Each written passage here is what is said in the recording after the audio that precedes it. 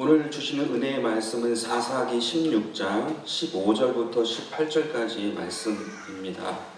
사사기 16장 15절부터 18절 말씀을 다 같이 봉독하도록 하겠습니다. 드릴라가 삼손에게 이르되 당신의 마음이 내게 있지 아니하면서 당신이 어찌 나를 사랑한다 하느냐. 당신이 이로써 3번이나 나를 희롱하고 당신의 큰 힘이 무엇으로 말미암아 생기는지를 내게 말하지 아니하였도다 하며 날마다 그 말로 그를 재촉하여 조르매 삼손의 마음이 번뇌하여 죽을 지경이라. 삼손이 진심을 드러내어 그에게 이르되 내 머리 위에는 삭도를 대지 아니하였나니 이는 내가 모태에서부터 하나님의 나실인이 되었음이라. 만일 내 머리가 밀리면 내 힘이 내게서 떠나고 나는 약해져서 다른 사람과 같으리라 하니라. 드릴라가 삼손이 진심을 다 알려주므로 사람을 보내어 블레셋 사람들의 방백들을 불러 이르되 삼손이 내게 진심을 알려주었으니 이제 한 번만 올라오라 하니 블레셋 방백들의 손에 은을 가지고 그 여인에게로 올라오니라. 아멘. 우리 삶의 유머는 가뭄의 담비와 같습니다. 마음의 문을 열어주기도 하고요. 색다른 매력이 되기도 합니다. 오늘 본문 말씀 가운데 삼손이 등장하고 있습니다. 여러분은 삼손에 대해 어떠한 이미지를 가지고 있습니까? 그는 무서운 사람이었어요. 사자도 찢어 죽였습니다. 그리고 나귀 턱 하나를 가지고 1000명을 죽였던 사람입니다. 그리고 문짝과 눈설주와 눈빗장을 꼽아서 어깨에 메고 그 먼 거리를 그 힘을 보이면서 걸었던 사람이다라는 거죠. 그의 이미지는 굉장히 무서운 사람입니다. 근데 오늘 본문 말씀 가운데 보게 되어지면 참 재밌는 표현이 나옵니다. 사사기 16장 15절인데요. 드릴라가 삼손에게 이르되 당신의 마음이 내게 있지 아니하면서 당신이 어찌 나를 사랑한다 하느냐. 당신이 이로써 3번이나 나를 희롱하고 당신의 큰 힘이 무엇으로 말미암아 생기는지를 내게 말하지 아니하였도다 하며 드릴라가 굉장히 흥분을 했습니다. 근데 그 내뱉는 그 말 가운데에 삼손과 전혀 안 어울리는 것 같은 단어를 했어요. 삼손이 나를 3번이나 희롱했다라고 합니다. 여러분, 희롱이라는 말을 찾아보게 되어지면 말이나 행동으로 실없이 놀릴 때 쓰는 말이라고 해요. 즉 장난쳤다라는 거예요. 계속해서 자기에게 장난쳤다라는 것입니다. 3번이나 희롱했다는 것이 무엇입니까? 삼손은 자주 그러한 장난을 했던 사람이라는 거예요. 수수께끼가 됐던 사람이고 여우를 300마리나 잡아가지고 꼬리를 묶어가지고 어떻게 그렇게 했는지 모르겠지만 그러한 장난도 했던 사람입니다. 근데 3번이나 희롱을 했다라는 그 표현, 자주 그러한 장난을 했고 또 그러한 색다른 매력 때문에 무서운 이미지였지만 누군가를 살릴 수 있고 누군가와 함께 할 수 있는 그러한 모습도 됐다라는 것입니다. 그런데 어떻게 되었습니까? 장점도 되고 단점도 되는데 이 유머로 말미암아, 장난으로 말미암아 오늘 말씀 가운데 보게 되어지면 삼손은 무너지게 됐다라고 이야기하고 있습니다. 단점을 가리웠어요. 그 유머를 통해서 가지고 있는 그것을 통해 가지고 단점을 가린 부분이 있어요. 그 무서운 이미지로는 누구와도 함께 할 수 없는데 함께 할 수 있는 장점이 되었습니다. 그러나 그가 생명조차도 장난으로 여겼을 때에 그는 무너지게 되었다라는 거죠. 고린도전서 10장 10절 말씀 가운데 이러한 말씀이 있습니다. 그런즉 선질로 생각하는 자는 넘어질까 조심해라. 우리의 삶 가운데에 좋은 것들이 많이 있습니다. 그러나 그것이 지나칠 때에 그 좋았던 것이 그 좋은 것으로 남지 아니하는 모습이 있다는 거죠. 그렇다고 하면 오늘 우리의 삶 가운데에 주님으로 말미암아 우리가 중심을 잡고 어떻게 승리하며 살아갈 수 있는 인생이 될 수 있을까? 오늘 본문 말씀을 통하여서 함께 말씀을 나누도록 하겠습니다. 첫 번째는 장난이 지나치면 진심도 장난이 된다라는 것입니다. 사람은 진심이 없어도 함께 살 수 있어요. 재미로도 살 수 있고 또 필요해 살 수도 있고 마지못해 살 수도 있겠지요. 그러나 진심을 가지고 산다라고 하면 그것은 어떠한 것과 비교할 수 없는 위로와 행복이 있습니다. 그러나 오늘 본문 말씀 가운데 삼손과 드릴라의 불행은 무엇입니까? 둘 다 진심이 없었다라는 것입니다. 사사기 16장 16절이 이렇게 말합니다. 날마다 그 말로 그를 재촉하여 조름에 삼손의 마음이 번뇌하여 죽을 지경이다 라고 이야기하고 있습니다. 삼손은 행복하려고 같이 하고 있는 거잖아요. 근데 왜 이러한 고통을 당하게 되었을까요? 삼손은요, 사랑조차 장난으로 표현했어요. 재미로 알았다라는 거죠. 근데 어느 날인가 갑자기 진심을 요구당하는 거예요. 그러니까 어찌할 바를 모르는 겁니다. 죽을 지경이 됐다라는 거예요. 그 상황 가운데 있다가 오늘 27절에 보게 되어지면 그 다음 절인데요. 그러다가 불쑥 진심을 말해버립니다. 17절인데요. 삼손이 진심을 드러내어 그에게 이르되 내 머리 위에는 삭도를 대지 아니하였나니 이는 내가 모태에서부터 하나님의 나실인이 되었습니다. 만일 내 머리가 밀리면 내 힘이 내게서 떠나고 나는 약해져서 내게 다른 사람과 같으리라 하니라 라고 기록하고 있습니다. 여러분, 진심이 진심으로 받아들여지기 위해서 필요한 것이 있습니다. 그것은 무엇이냐면 검증 시간이 필요한 거예요. 사실을 말했다고 진실한 관계가 되는 것이 아니라 내가 누구인지 너가 누구인지 서로 검증할 수 있는 시간이 필요하다라는 거예요. 근데 삼손이 그냥 불쑥 진심을 말해버리게 됐습니다. 그러자 어떠한 일이 일어났습니까? 그 다음 절 18절인데요. 드릴라가 삼손이 진심을 다 알려줌으로 사람을 보내어 블레셋 사람들의 방백들을 불러 이르되 삼손이 내게 진심을 알려주었으니 이제 한 번만 올라오라 하니 블레셋 방백들의 손에 은을 가지고 그 여인에게로 올라오니라. 여러분, 드릴라가 어떻게 했습니까? 진심을 돈과 바꿨다고 얘기하고 있어요. 삼손에게는 그것이 무엇을 말하는 것입니까? 진심이 장난이 된 거예요. 진심이라는 것이 무엇인지 몰랐던 거죠. 진심이라는 것은 진심으로 받아들여지기 위해서 필요한 최소한의 시간이 있다라는 거예요. 근데 그러한 마음이 있기도 전에, 그러한 생각이 미치기도 전에 장난으로 풀었고 재미로 풀었을 때에 그의 진심은 진심이 될 수 없었다라는 거예요. 결국 그 진심은 장난이 되었다라는 거죠. 삼손은 위대한 능력을 가졌던 사람이었습니다. 그러나 자기 자신을 정직하게 대하는, 상대방의 마음, 상대방을 정직하게 대하지 못하는 그 진심이 없었을 때에 그는 무너지게 되었던 것입니다. 시편 119편 2절에 이렇게 말합니다. 야훼의 증거들을 지키고 전심으로 야훼를 구하는 자는 복이 있다.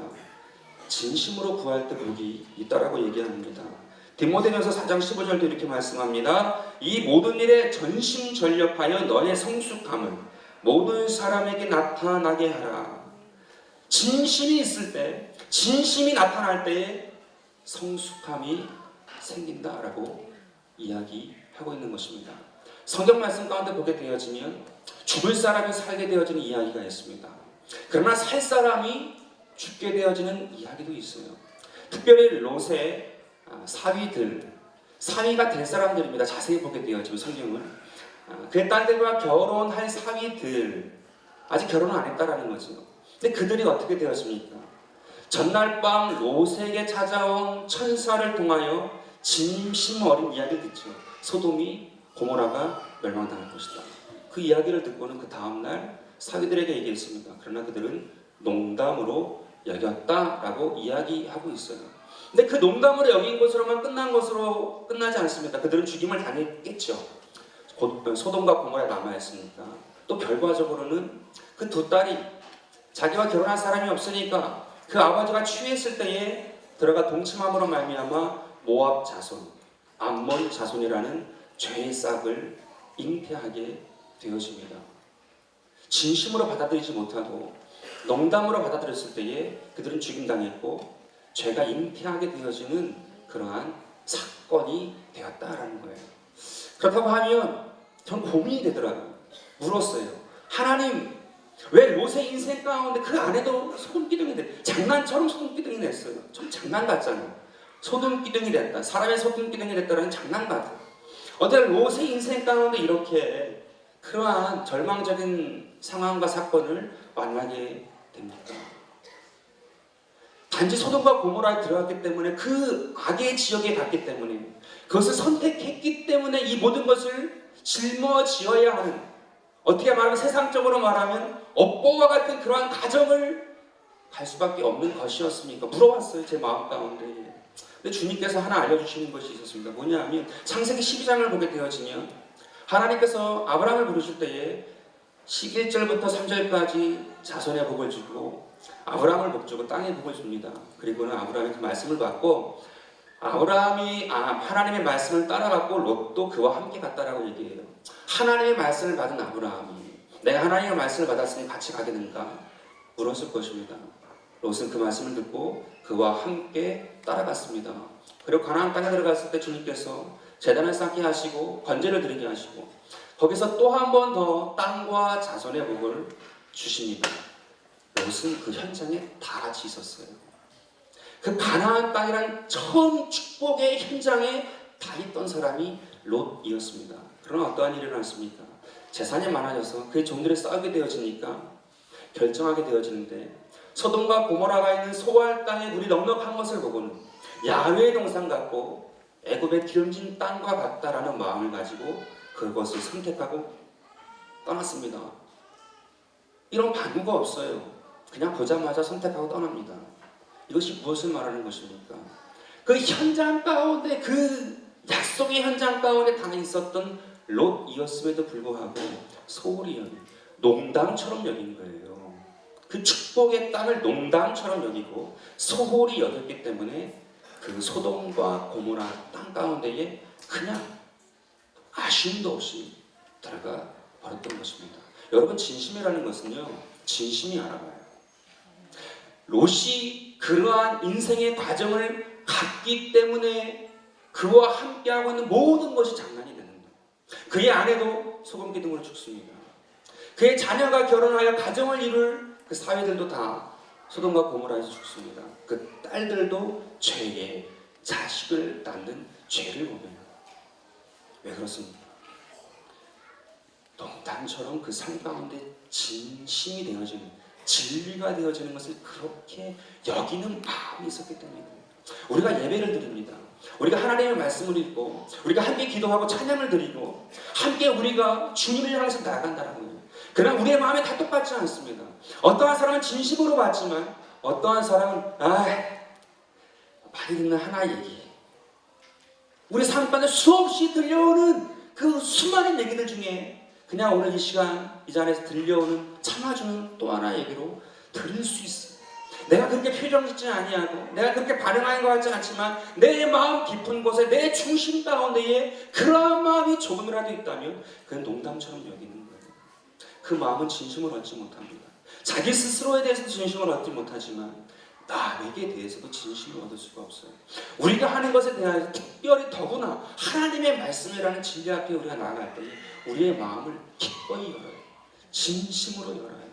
그 마음을 달라고 해야 돼요. 그 마음을 소유해야 돼요. 그리고 그 마음 가운데 그의 말씀을 받을 때에 그 삶은 든든한 반석임을 쓸 수 있는 사람이 되는 것입니다. 오늘 여러분들의 삶 가운데 하나님의 그 말씀이 여러분들의 삶 가운데에 레마의 그러한 말씀으로 임하게 되시기를 간절히 바라겠습니다. 예전에 저 지역에 갔을 때에 한 권사님이 저를 찾아오셨어요. 얼마 되지 않았는데 오시자마자 저한테 어떠한 얘기를 하셨느냐 하면 지역을 없애야겠습니다. 지역장을 일반 그냥 집사로 해서 다 흩었으면 좋겠습니다. 왜 그렇습니까? 자기와 함께 지역을 만들고 함께 했던 그 지역장이 어떠한 사람이었는가 하면 이제 우리가 뭐 여름에 5월달, 6월달 되어지면 우리도 야유회 가잖아요. 교구마다. 그런 교구 야유회가 있으면 그때 전도들이 얼마 안 할 때 어떠했냐 물통에다가 소주를 담아가지고 다 이렇게 물 마실 때 자기는 이제 소주를 들이키고 그러면서 이제 이제 좀 좋다. 맹물은 싱거워서 못 마신다. 난 좀 이렇게 좀 뭔가 있어야 자극이 있어요. 신방에 왔었을 때도 미역국에다가 그 청양고추를 넣으시더라고요. 싱거운 거는 못 드시겠고요. 그럴 정도로 그 삶 가운데에 변화되지 않은 그런 모습이 있었는데 어느 날 은혜를 받고 하나님께 잘하고 있는 모습을 보고는 아무도 누구도 같이 건들지 않는데 본인이 지역장 가문을 생각을 하고 지역장으로 세우고 자기가 권사가 되고 권사님이 되고 지역을 세웠다라는 거예요. 근데 어느 날인가 한 주가 돼도 연락을 안 하고 잠수를 탄다라는 거죠. 찾아왔어요. 다투기 났고 저한테 지역을 없애고 지역장을 내렸으면 좋겠습니다 라고 그때 막 이제 시작한 그 30대 초반이었는데 저한테 와서 이 할머니 권사님 부르셨어요. 근데 그 얘기를 듣고는 이제 그 상황을 좀 파악하게 되었습니다. 근데 어떠한 일이었는가 하면 권사님 얘기가 다 맞았어요. 그래서 지역이 만들어졌고 같이 아름다운 지역을 정말로 재미있게 하셨더라고요. 하루에도 몇 번씩 전화하고 만나게 되고 또 딸처럼 그렇게 섬겨주시고 또 딸처럼 그렇게 가르쳐주고 이렇게 해야 한다. 지역장은 이래야 된다. 기도는 이렇게 해야 된다. 모든 것에 본이 되어주었던 거예요. 근데 어느 날인가 문제가 뭐냐면 많은 것들이 함께 신앙생활하고 많은 시간을 보내다 보니까 많은 것들이 이야기되고 이제 그 사람의 그 스케줄까지도 다 거의 대충 알게 되는 거죠. 이 지역장님이 어느 날인가 그럴 수 있잖아요. 내 친구들 만나고 싶은 거예요. 근데 친구들 만난다고 굳이 보고하고 갈 교회 뭐 모임이 아니니까 보고하고 갈 이유가 없잖아요. 근데 그 시간 동안에 연락이 안 되니까 이 권사님이 약간 마음이 틀어지는 거죠. 어디 갔다 왔을까. 근데 그걸 느낀 거예요. 지역장이. 또 어느 날인가 자기가 무엇인가 할 때에 얘기되지 아니하고 그 시간 동안에 권사님이 그 모르는 상황이 되어지니까 또 그것에 대해서 권사님이 섭섭한 마음이 들어오게 된 거죠. 그러자 지역장이 한 주 정도를 연락을 안 해버린 거예요. 내가 뭐 종도 아니고.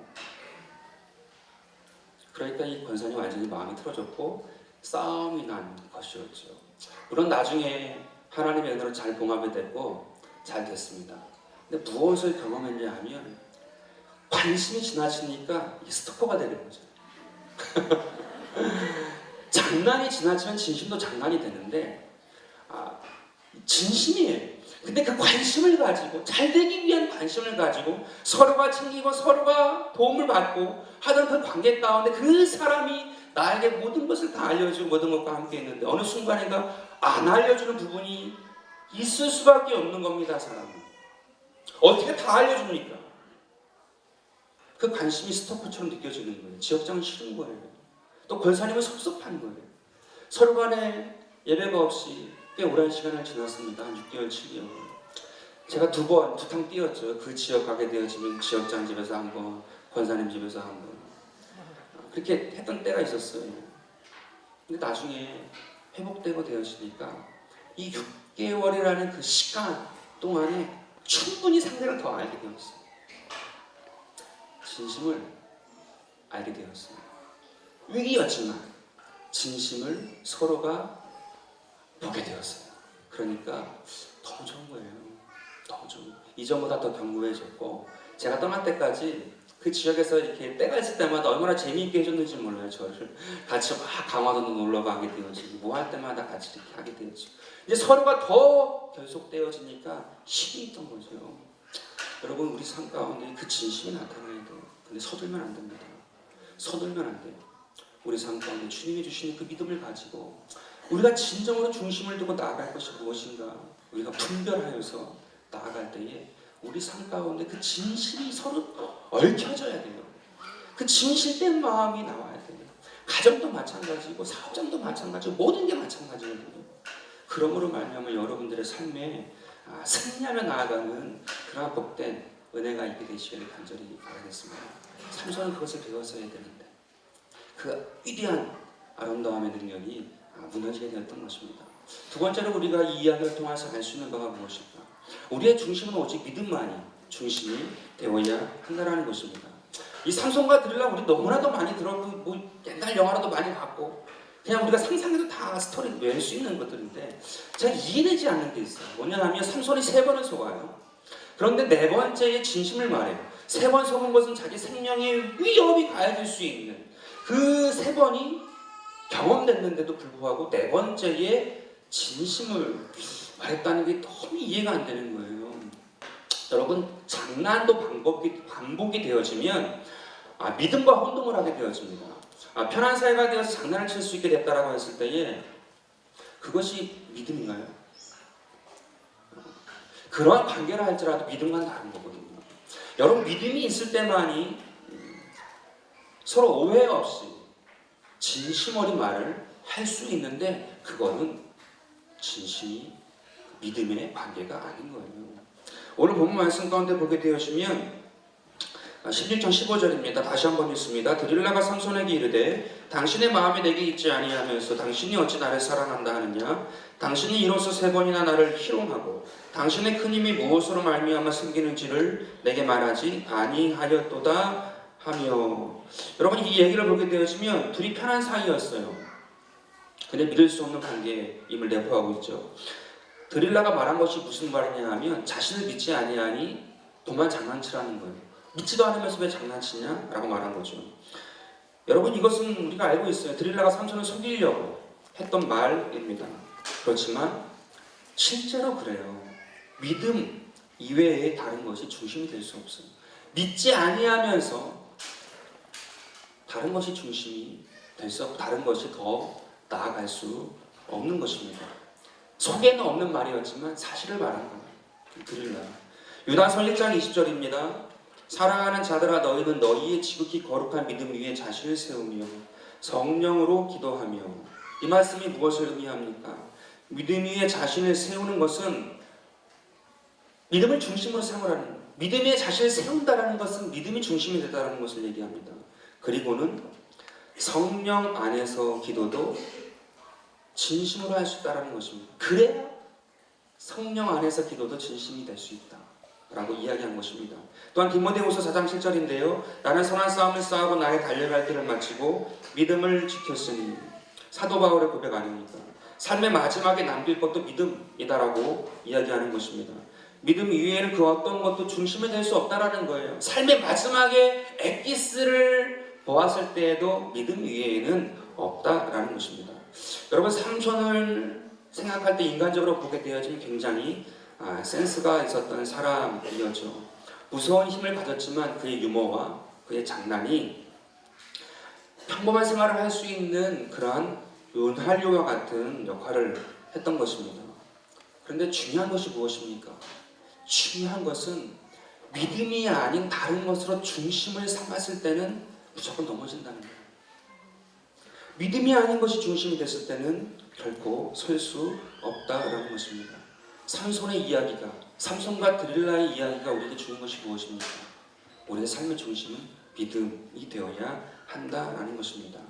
로마서 1장 17절에 이렇게 말합니다. 복음에는 하나님의 의가 나타나서 믿음으로 믿음에 이르게 하나니 기록된 바 오직 의인은 믿음으로 말미암아 살리라 함과 같으니라. 베드로전서 1장 9절에도 이렇게 말합니다. 믿음의 결국 곧 영혼의 구원을 받음이라. 왜 믿음이 중심이 될 수밖에 없는가? 여러분, 믿음이 그 삶의 중심이 될 수밖에 없는 이유는 믿음이 있을 때만이 방향이 있기 때문에 그래요. 우리가 사랑, 믿음과 소망과 사랑을 얘기하잖아요.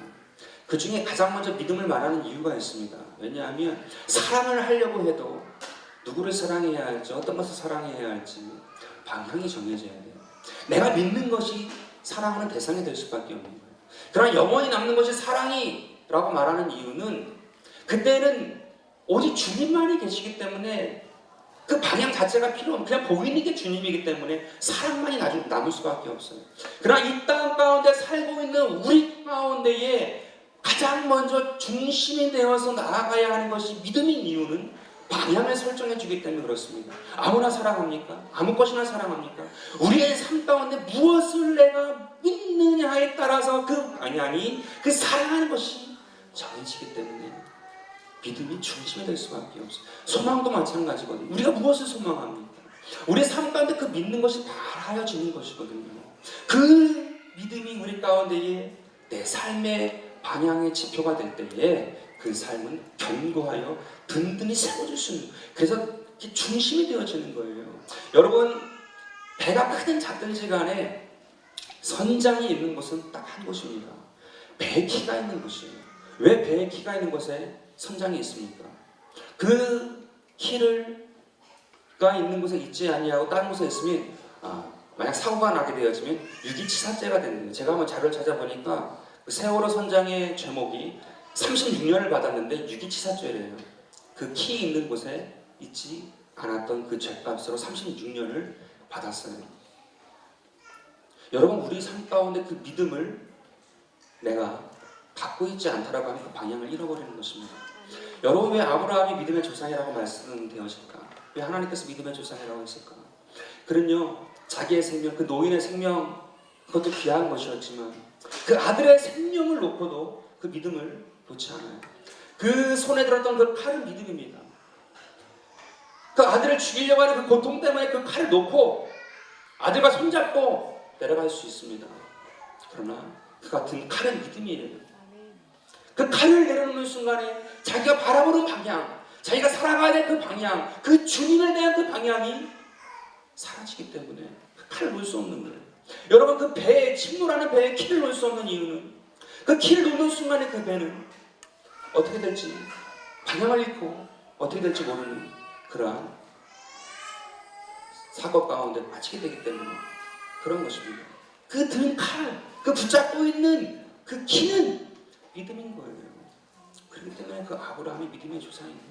그래서 놓고 침몰하는 배에서 나올 수 있고 그 칼을 놓고 그 죽음의 현장에서 함께 오히려 웃으며 나올 수 있는 상황에도 불구하고 그 방향을, 그 믿음을 포기하지 아니하고 주님을 바라보고 나아갔을 때 이 믿음의 조상이 되었던 것입니다. 여러분 이것은요 우리의 삶의 모든 것에 다 적용이 됩니다. 우리 가정생활을 하고 직장생활을 하고 관계를 하고 우리의 삶 가운데 모든 것에 이게 다 중심에 걸려 있어요.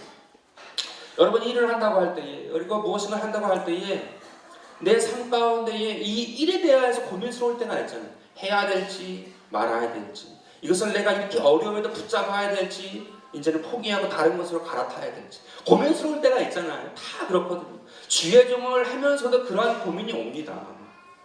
똑같아요.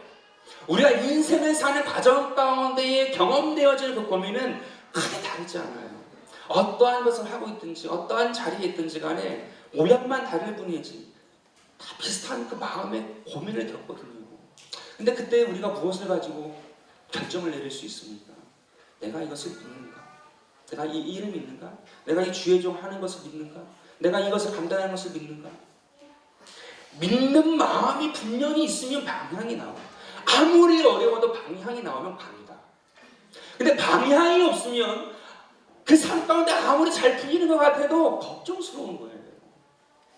내 삶 가운데 진실한 믿음을 가지고 갈 수 있는 그 마음이 있으면 그 삶은 방향이 있기 때문에 가는데, 힘들어도 가는데 그 믿음이 없으면 포기할 수밖에 없어요. 아무리 잘 돼도 내려놓는 거예요. 금요일날 제가 철야 설교를 듣는데 너무나도 참 이게 와닿더라고요. 신구 그 탤런트 할아버지 아시나요? 신구 할아버지. 니들이 개맛을 알아. 니들이 개맛을 알아? 이렇게 하는 거 있거든요. 저번에 이종덕 이렇게 했던 것처럼 개맛을 알아? 이렇게.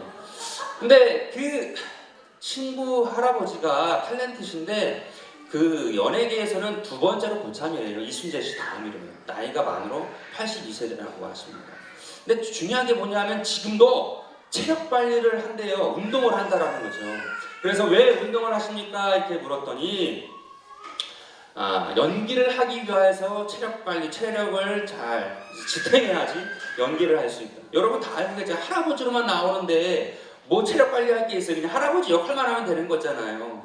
그럼에도 불구하고 그가 운동을 하면서 체력 관리를 한다라는 거예요. 그러면서 그분이 하시는 말씀이 재능 있는 수많은 사람들을 보았지만 다 사라졌다는 거죠. 성실하게 그 연기를 위하여서 수고하고 애썼던 사람은 아직까지 있어. 내가 그 사람이야 라고 얘기하더라는 거예요. 여러분 성실함의 핵심 뭔지 아세요? 믿음이 있는 거예요. 그리고 살 방향이 있는 거예요. 그렇기 때문에 그 수십 년의 세월 가운데에 그 얼마나 많은 흑역사도 있었겠습니까? 연예계 그 당시인데 36년이니까 7년생이시더라고요.